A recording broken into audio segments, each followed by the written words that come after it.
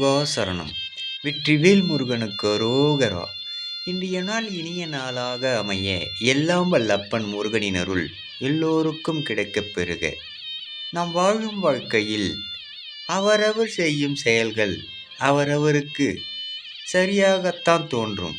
இதில் எந்த மாற்றமும் இல்லை. ஏற்கனவே அனுபவப்பட்டவர்கள் சொல்லும்போது மனம் ஏற்க மறுக்கின்றது.